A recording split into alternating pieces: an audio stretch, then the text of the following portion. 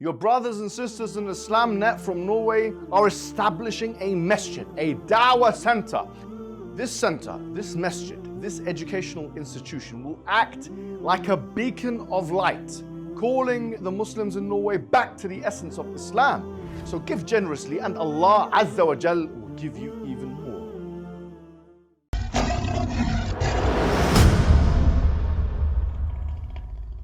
Assalamu alaikum wa rahmatullahi wa barakatuh. How are you guys doing?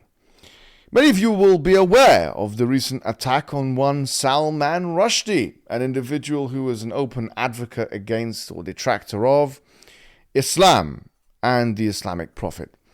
Ever since that time where he wrote his book, he and the fatwa was by the corrupt state of Iran was declared upon him. There has been, or at least he has become, an emblematic figure for the cause of freedom of expression and speech. And especially in neoconservative or right-wing quadrants of particular political discussion, we find that freedom of speech is juxtaposed with Islamic blasphemy laws, for example, or things of that nature, or Islam and Muslims in general, or indeed Muslim reactions to desecrations of the sacred symbols of Islam. So there's this juxtaposition which we find in the orientalizing type of literature that we see in books and academia, and of course on the media as well. Question is, of course, is such a thing even appropriate considering the circumstances? Now, that's what I want to say is, from as much as I know, in America, for example, in the UK, in the US, and much of the West, in fact, most of the West, we don't see particular pieces of legislation which are aimed against things like blasphemy law. But we don't find the same free speech absolutists, individuals who are talking about free speech and advocating its merits, talk about other things which are in fact enshrined into legislation. For example, of course, Holocaust denial being one of them. Of course, we don't necessarily advocate such a position, just for the record, or want to antagonize our good friends from the Jewish community. But if one is truly a free speech absolutist, shouldn't one be lobbying against, with all vociferousness and vigor, shouldn't one be lobbying against such a law in any meaningful way? Shouldn't we be seeing our Twitter feeds flooded with messages against those governments in Europe and elsewhere that have made Holocaust denial something which is illegal and a criminal offense? Shouldn't we be seeing protests across the streets of Berlin and London on such a matter? The reason why we're not seeing it is because individuals who are proponents for free speech absolutism usually, or sometimes at least, employ the most terrible of double standard. Now, I'm not asking such individuals to vicariously sympathize with the Muslim cause or Islam in general, but what I am saying is be consistent to your own cause. When Gutless Murray himself recently came and spoke to my good colleague Abdullah Andalusi, and friend and mentor, and tried to corner him because he is a gutless coward who cannot and has not responded to any of our debate offers in the past, when he himself had the audacity to question Abdullah Andalusi, a figure whose books are everywhere in most bookshops in the West.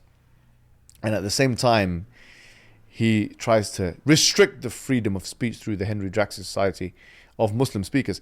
That, if not a double standard, what could it be? What could it be? What is it then, if it's not a double standard? Hypocrisy from you people. It's not about freedom of speech, you liars.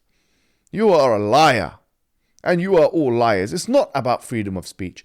It is about the selective use of freedom of speech in order to inhibit and derail and diminish the rights of Muslim people who happen to be minorities in Western lands. That's really what's going on, isn't it?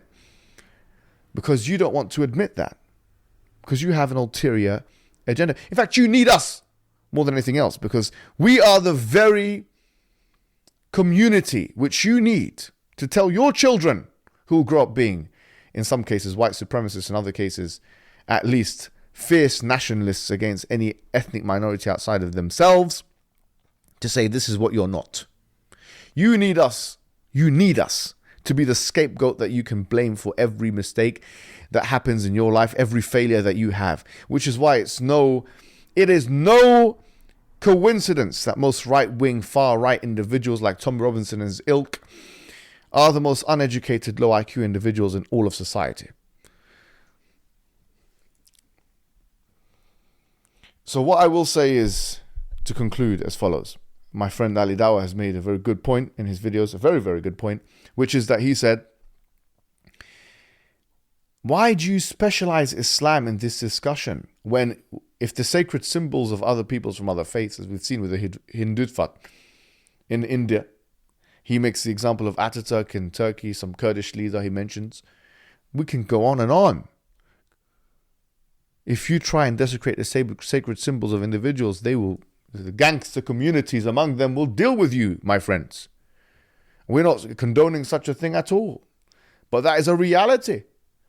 We, the Muslims, at 1.8 billion, which represent, according to Pew, will represent a third of the population of the world. 1 in 3, at least 1 in 4 now. You don't think we have gangsters? We have Muslim gangsters as well. And when you go ahead and attack the sacred symbols of Islam, although our approach is not to do so, we can't stop the gangsters from dealing with you or anyone else. We can't stop the Muslim gangsters from dealing with you or anyone else. Just like if you go to Colombia and you speak about particular cartel in a specific manner, go to their area and be a man and speak about them. You want free speech absolutism? Don't just deny the Holocaust. Mock it if you're a real man and see what happens to your career. How about black communities? I want to see how strong you are. Free speech, Douglas, Gutless, Murray, and others like you. Why don't you speak about the black community in a racially insensitive way? And then go to Harlem or Detroit and see what happens to you. See if there's any gangsters there that will slice and dice you and chew you. Don't you dare speak about Islam or the Muslims where you cannot and you will not debate people like me or Abdullah Andalusi or Ali Dawah in a one-on-one, Zishan, any of us in a one-on-one environment. With that, I will conclude. Wassalamu alaikum wa rahmatullahi wa barakatuh. The Prophet Muhammad sallallahu alayhi wa sallam told us that when the son of Adam dies, all of his good deeds are interrupted. They are finished, except for 3 things. Sadaqatun jariyah, a continuous charity, and a beneficial knowledge, and also a righteous offspring that makes dua for him.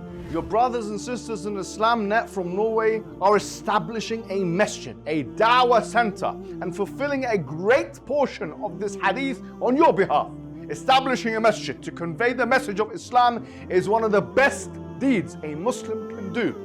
Whenever someone prays there, whenever someone gives shahada in the masjid, whenever someone learns something in the masjid, yes, that will be something that you'll have on your scale. So give generously and Allah Azza wa Jal will give you even more.